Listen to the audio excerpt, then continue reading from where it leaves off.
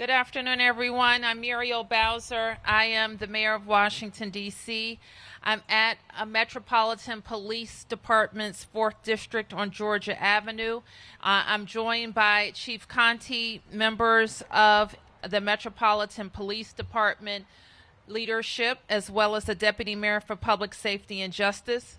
We're also joined by our federal law enforcement partners who, like us, have been very focused in the 4th District and other areas throughout the District of Columbia where we are experiencing gun violence. We have said before, and we'll say again, that we are very focused on guns, illegal guns, and the people who are willing to use them. And we know for sure that people who are willing to wreak havoc in our communities have to be held accountable. Chief Conti today is going to describe the work that went into important arrests made today that we know will make our community safer. So I'm going to turn to Chief Conti. Thank you, Madam Mayor. Good afternoon. On Saturday, September the 4th at approximately 7:33 p.m., MPD members from the 4th District responded to the 600 block of Longfellow Street Northwest for the sounds of gunshots.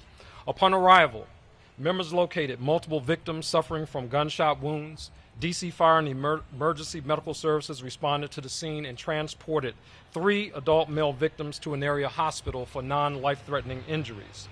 Unfortunately, 3 additional victims, 2 adult males and 1 adult female, were pronounced dead and transported to the office of the Chief Medical Examiner. The 3 victims that died as a result of this senseless gun violence were identified as 31-year-old Donetta Dyson of Northeast D.C., 24-year-old Keenan Braxton of Northwest D.C., and 37-year-old Johnny Joyner of Northeast D.C. On the night of these murders, I said, there is no place for those that commit violence in our communities. I also said MPD would get accountability for those that commit violent actions. On that night, I said what I meant, and I meant what I said. I am here today to announce we have made arrests for 2 individuals involved in this case, which resulted in the deaths of 3 individuals and wounded 3 others in our community. Yesterday, on October 13th, pursuant to a D.C. Superior Court arrest warrant, members of the Capital Area Regional Fugitive Task Force located and arrested 24-year-old Kamar Queen of Northeast D.C. He has been charged with premeditated first-degree murder while armed. A short time later, members of the Capital Area Regional Fugitive Task Force stopped and arrested 27-year-old Erwin DuBose Jr. of Northeast D.C. pursuant to a D.C. Superior Court arrest warrant. He, too, will be charged with premeditated first-degree murder while armed. At the time of the arrest, Mr. DuBose was found to be in possession of a fully loaded handgun with an extended magazine. We are grateful to our MPD members that work tirelessly to bring closure to the families and victims of this case. Lead Detective Jeffrey Weber and members of the Major Case Squad did a stellar job. This was good police work and community collaboration through and through. An example of how effective we are when we work together to bring violent offenders to justice. We would also like to thank our federal partners at the ATF, FBI Washington Field Office, and United States Marshal Service for their support and their efforts in this case. It was through a collaborative and investigative efforts that led us to apprehending these 2 suspects, bringing some closure to the families of these victims. To all the members of the community, of our community that assisted, I want to say to you simply, thank you. As I've said before, law enforcement cannot close these cases alone. Our community is key to closing these cases. I should add that we are still investigating this matter and more arrests are probable.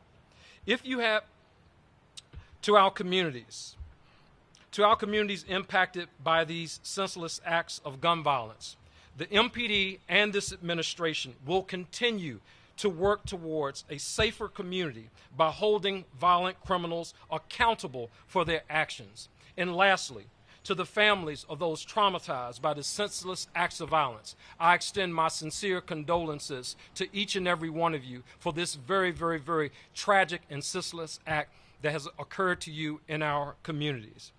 At this time, if there are any questions that I can answer, I'll be happy to take any questions that you might have. Paul.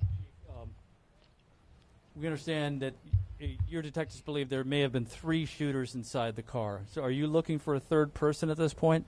There are additional arrests that we are seeking at this point. This matter, as I said, is still under investigation, and we will continue to investigate until everyone who is involved in this matter is held accountable for their actions. Lately, we've seen a lot of these shootings where these shooters seem to be shooting into a crowd of people and they don't care who they hit. Were these, do you know the motive? Were they after one person, more than one person? What happened up there? So I will refer you to the charging document in this case, Paul, to really I think it kind of spells out what we believe precipitated this shooting.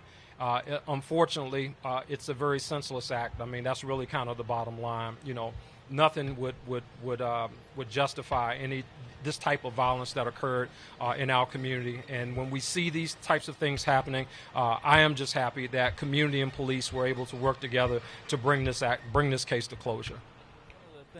Paul? We saw a spike in violence in the Brightwood neighborhood after that. Was there any kind of a connection?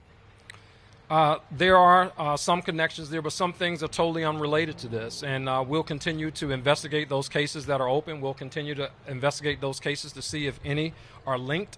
But right now, those cases, we continue to request the public's assistance. If you have any information that would lead to the closure of those cases, we ask that you contact us 202-727-9099 or anonymously at 50411. Just like we closed this case, I want to close those other cases as well to bring closures to those families and peace to those communities as well.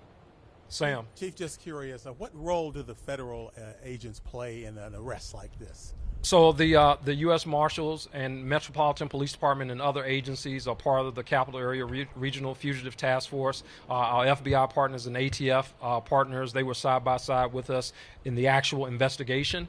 So again, you know, for all this crime that's been happening in our city, but specifically these issues here lately over in the Brightwood community over here in Ward 4, they've been really joined at the hip with us investigating these matters. So is this citywide or just particular cases that you're working? No, they've been working with us citywide, quite frankly, but there was a very intense focus on this case because of the number of people. We give all our cases intense focus, but this case, because of the number, it was raised to the level of our major case unit investigating it. Obviously, those are some of our most senior, most experienced detectives, and again, our federal partners, they work with our major case detectives, they work with our district detectives, they work on regular homicide cases, robbery cases, and a lot of the other things. It's part of the federal partnerships that we have here in the district. And again, today is just another example of the great work that we do together.